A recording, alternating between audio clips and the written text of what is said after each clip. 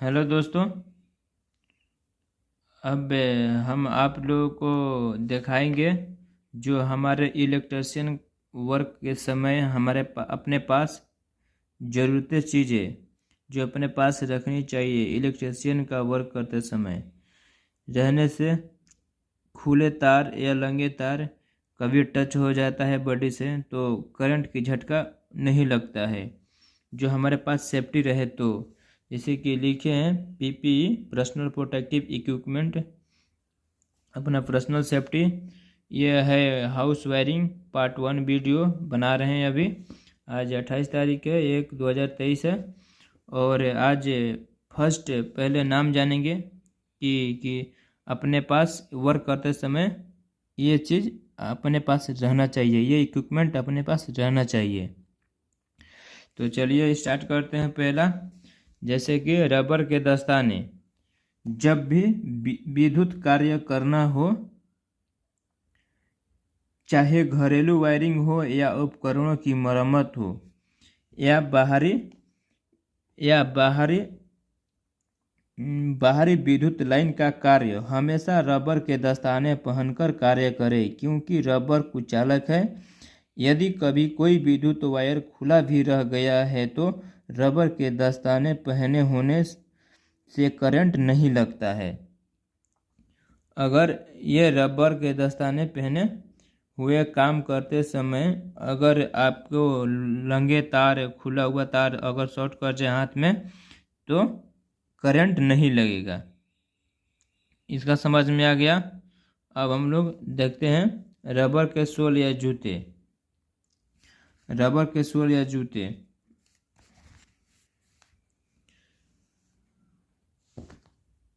तो इसका लिख दिए हैं हम। मोबाइल धरने का एक हाथ से रखे हुए हैं इसलिए लिख नहीं पाएंगे, इसलिए बंद करके लिख दिए इसको। तो इसका लिखे हैं रबर के सोल या जूते पहनकर कार्य करना चाहिए। रबर के जूते या रबर लगा सोल वाले जूते भी एक कुचालक है। यदि शरीर पर कोई लंगा तार टच हो जाता है तो उस तार को मानव शरीर से अर्थ नहीं मिल पाता है, जिसके कारण आदमी विद्युत झटके से आसानी से अलग हो सकता है। अब हम पढ़ेंगे बिजली की पीवीसी या इंसुलेशन टेप। बिजली का पीवीसी या इंसुलेशन टेप तो लिखते लिखते रहेंगे तब बड़ा वीडियो बन जाएगा, इसलिए समझा देते हैं इसको। इसके बारे में कि सुरक्षा साधनों में इंसुलेशन टेप अपना विशेष महत्व रखती है। यदि कार्य करते समय किसी तार की इंसुलेशन खराब हो या तार नंगी रह गई हो या दिखे तो उस पर टेप लगाकर उससे बचा जा सकता है। तो हम बिजली की पीवीसी या इंसुलेशन टेप के बारे में जान गए। पीवीसी का फुल फॉर्म होता है पॉलीविनाइल क्लोराइड। अब हम पढ़ेंगे सीरीज लैंप पे। 4 नंबर में series lamp testing board. Series lamp testing board किसी भी तरह का इलेक्ट्रिक कार्य करने के लिए अपने पास सीरीज लैंप अवश्य रखें। सीरीज लैंप की मदद से ओपन तार, शॉर्ट सर्किट, फेज का होना या न होना आदि का विकल्प सही से पता लगा जा सकता है। तो हम सीरीज बोर्ड के बारे में समझ गए। अब समझते हैं 5 number testing lamp. Testing lamp series testing lamp का एक होल्डर में 2 तार जोड़कर तैयार किया जाता है।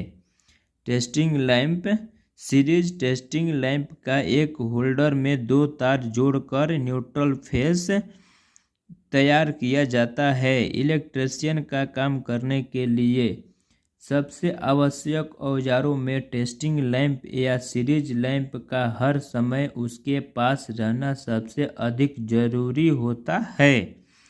तो टेस्टिंग लैंप के बारे में हम समझ गए। अब पढ़ते हैं क्लैंप। Clamp tester.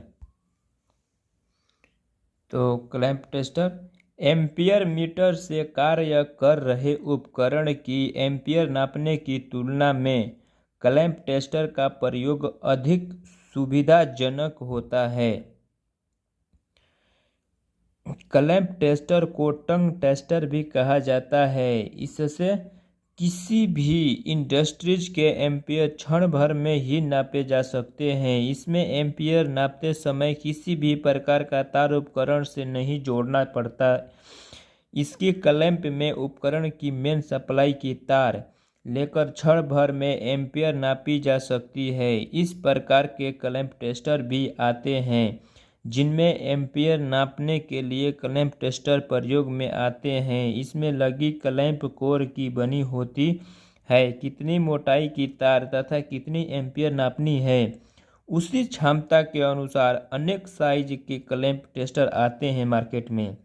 3 फेज का लोड नापने के लिए भी क्लैंप टेस्टर आते हैं। तो हम क्लैंप टेस्टर के बारे में समझ गए।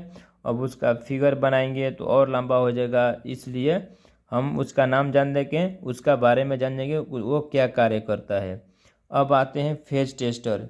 फेज टेस्टर इसका उपयोग बिजली लाइन में फेज तथा न्यूट्रल का पता लगाने के लिए किया जाता है। इसके अंदर 1 मेगा ओम का प्रतिरोध तथा एक नियोम लैंप होता है। जैसे कि ये फेज टेस्टर, ये जैसे कि ये प्लग हो गया, तो उसके बारे में न्यूट्रल और फेज का पता लगाने के लिए, न्यूट्रल और फेज का मतलब कि हम लोग को जानकारी लेने के लिए कौन सा फेज है, कौन सा न्यूट्रल है, कौन सा गर्म तार, तो उसको हम लोग ये टेस्टर लगाकर ये अंगूठा को इसे ऊपर वाली सरी को टच करेंगे। तो अगर जलेगा नियॉन बॉल तो समझिए कि वो न्यूट्रल है, नहीं जलेगा तो जलेगा तो फेज है, नहीं जलेगा तो न्यूट्रल है। जो नहीं जलता है जिसमें वो न्यूट्रल रहता है, जो जलता है वो गर्म तार फेज रहता है। तो अब लकड़ी की सीढ़ी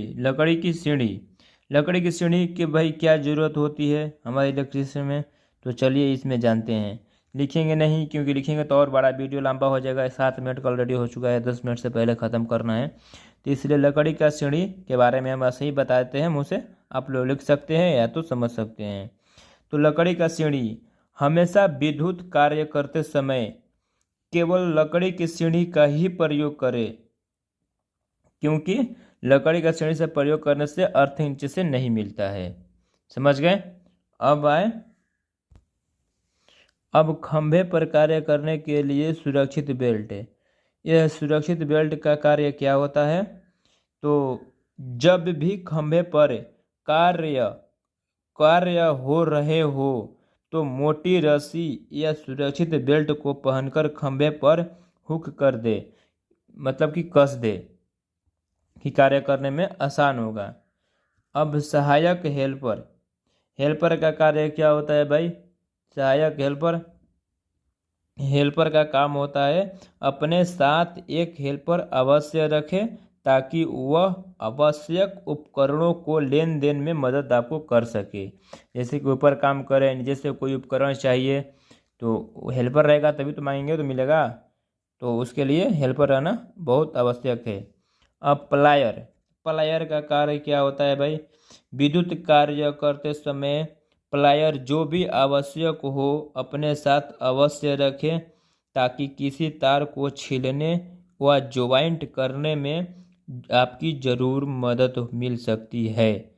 अगर प्लायर रहे तो आपको तार को छीलने या कसने में, ज्वाइंट करने में आपको मदद मिल सकती है। अब आएगा रबर की चटाई। अब रबर की चटाई किस लिए, जैसे कि रबर की चटाई का एक यंत्र है, जैसे कि अब यंत्र बोल सकते हैं या रबर की बिछौना बोल सकते हैं, कुछ भी बोल सकते हैं। अब बाकी रबर के होना जरूरी है, आवश्यक है, क्योंकि विद्युत ट्रांसफार्मर का मेन स्विच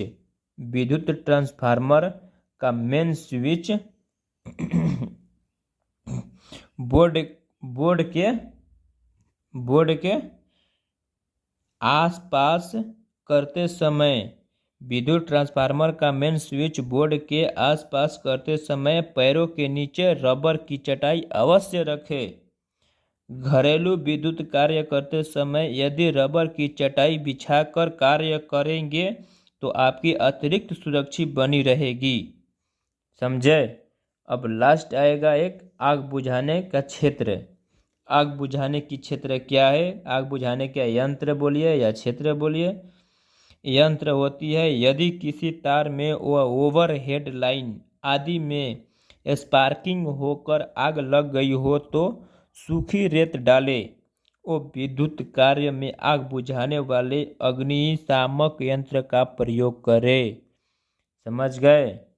तो आज ये कितना हुआ, 1 से लेके 14 तक पढ़े और 10 मिनट का वीडियो ऑलरेडी हो गया।